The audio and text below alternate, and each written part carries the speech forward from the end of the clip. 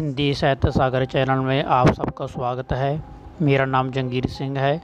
यदि आप मेरे चैनल को पहली बार देख रहे हैं तो मेरे चैनल को सब्सक्राइब, लाइक और शेयर ज़रूर कीजिए। साथ ही बेल आइकन का बटन प्रेस कर लें ताकि आपको हर वीडियो की नोटिफिकेशन मिलती रहे। कुंडलियाँ छंद।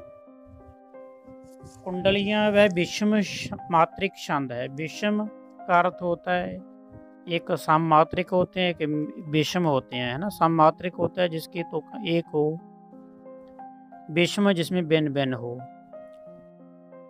जैसे कि 1, 3, 5, 7 इस प्रकार, जो दो छंदों दोहा और रोला के मिश्रण से बनता है। कुंडलियाँ कोई खुद का छंद नहीं है, यह दो छंदों के मेल से बनता है। दोहा और रोला, पहले दोहा छंद आता है, उसके बाद रोला छंद आता है। यह दोनों छंदों को मिलाकर बनता है कुंडलियाँ छंद, जिसमें दो चरण होते हैं। यहाँ पर दै लिखा हुआ, दै नहीं दो, जिसमें दो चरण होते हैं और प्रत्येक चरण में 24-24 मात्राएं होती हैं। और दोहे का चरण रोला के प्रथम में दोहराया जाता है। अर्थात जो दोहे का चरण होता है वह रोले के जो पहली पंक्ति होती है रोला छंद की, उसमें दोहराया जाता है। जैसे कि साईं अपने चित्त की भूल न कहिए कोई, तब लग मन में राखिए जब लग कारज होए। यह तो हो गया दोहा छंद।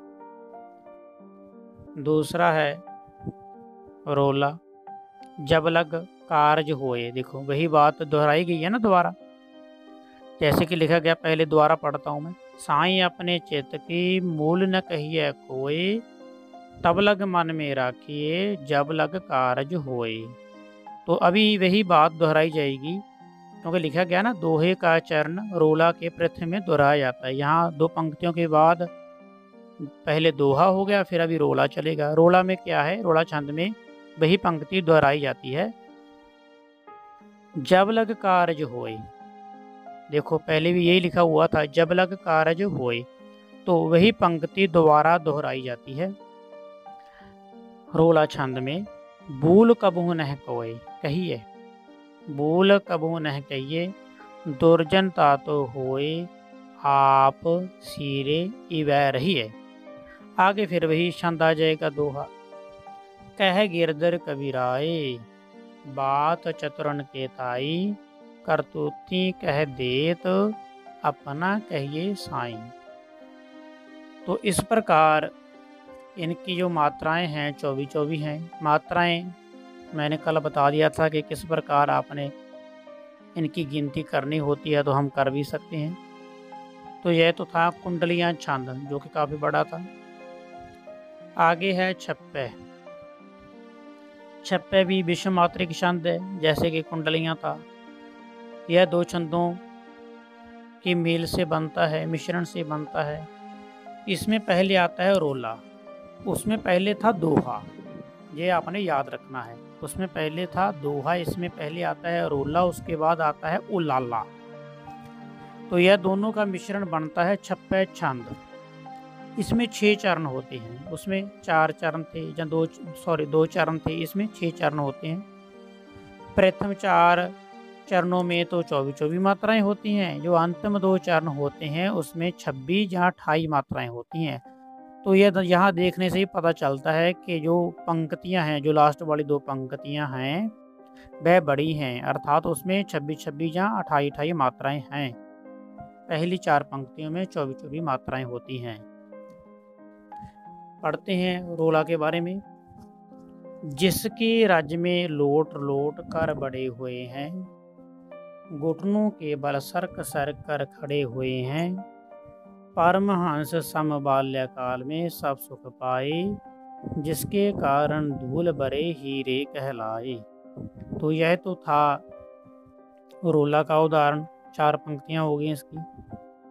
आगे है उलाले की उदाहरण। हम खेले कूदे हर्ष युक्त, जिसकी प्यारी गोद में, हे मातर भूमि तुझको निरख मगन क्यों ना हो मोद में। तो इस प्रकार रोला और ओलाला यदि दोनों छंद इकट्ठे हो जाएं तो उन्हें हम छप्पे छंद कहते हैं।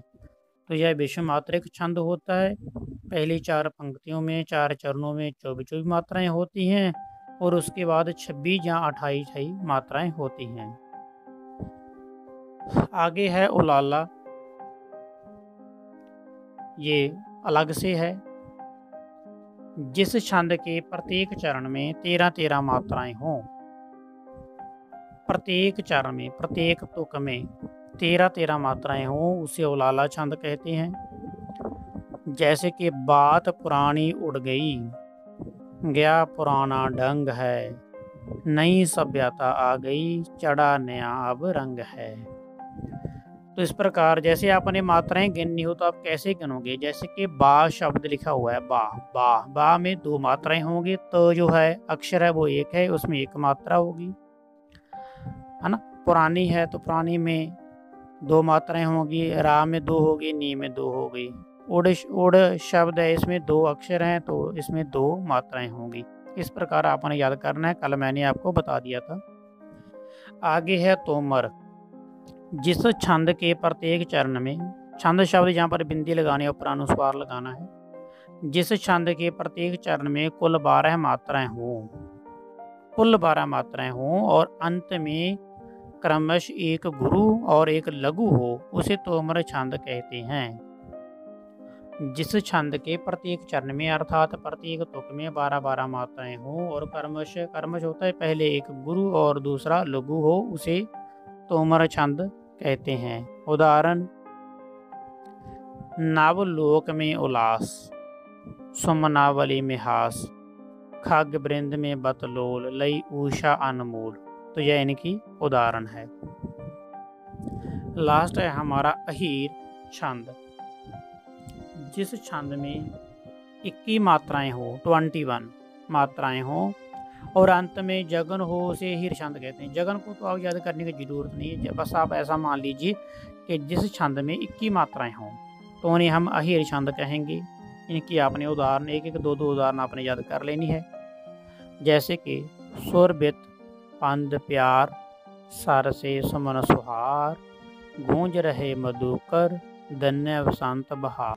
जय तो था छंदों के बारे में बेटा। बहुत बहुत धन्यवाद, आपका आभार।